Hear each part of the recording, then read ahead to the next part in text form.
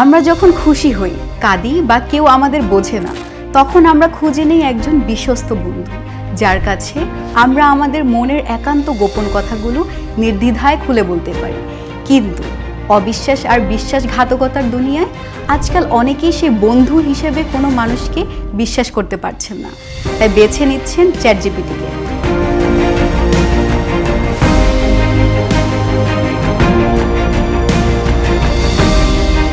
এখন প্রশ্ন হলো, এই ডিজিটাল বন্ধু কি আপনার গোপন কথাগুলো সত্যি গোপন রাখছে?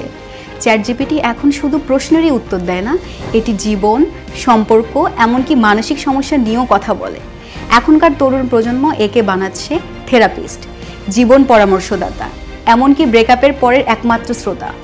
কিন্তু সম্প্রতি ওপেনএআইয়ের CEO Sam Altman this past weekend নামের এক পডকাস্টে বলেন, এই চ্যাটে আপনি যা বলেন তা কিন্তু আইনগতভাবে গোপন থাকে না।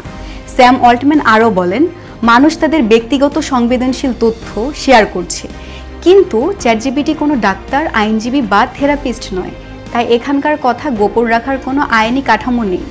এই কথায় চমকে উঠেছে পুরো বিশ্ব। তথ্য ফাঁস হওয়ার আশঙ্কায় বাড়ছে উদ্বেগ। গোপন কথা যদি গোপনই না থাকে, তাহলে আমরা কাকে বিশ্বাস করব? এমনকি নিউ ইয়র্ক টাইমসের করা এক মামলায় আদালত ওপেনএআইকে ব্যবহারকারী চ্যাট সংরক্ষণেরও নির্দেশ দিয়েছে। এর মানে দাঁড়াচ্ছে, আপনি যদি কোনো অপরাধ করার প্ল্যান চ্যাটজিপিটি ব্যবহার করে তৈরি করে থাকেন এবং সেটা এক্সিকিউট করার পর আপনি যদি আপনার পুরো চ্যাট হিস্ট্রি ডিলিটও করে ফেলেন, আইনি প্রক্রিয়া শুরু হবার পর কোর্ট চাইলে চ্যাটজিপিটি সেটা দিতে বাধ্য। স্যাম অল্টম্যান নিজে স্বীকার করছেন, এআই এখনও ভুল তথ্য দিতে পারে, আর অনেক সময় মানুষ তার চোখ বন্ধ করে বিশ্বাস করছে। চ্যাটজিপিটি হোক বন্ধু বা গাইড, একটা কথা মনে রাখুন, এআই মানুষ নয়, তাই ব্যবহার করার সময় একটু সচেতন থাকুন আর ব্যক্তিগত তথ্য শেয়ার করার আগে দুবার ভাবুন। আপনার মতামত কমেন্টে জানান। এরকম আরও ইনফরমেটিভ তথ্য পেতে আমাদের ফেসবুক পেজটি ফলো করুন এবং ইউটিউব চ্যানেলটি সাবস্ক্রাইব করুন।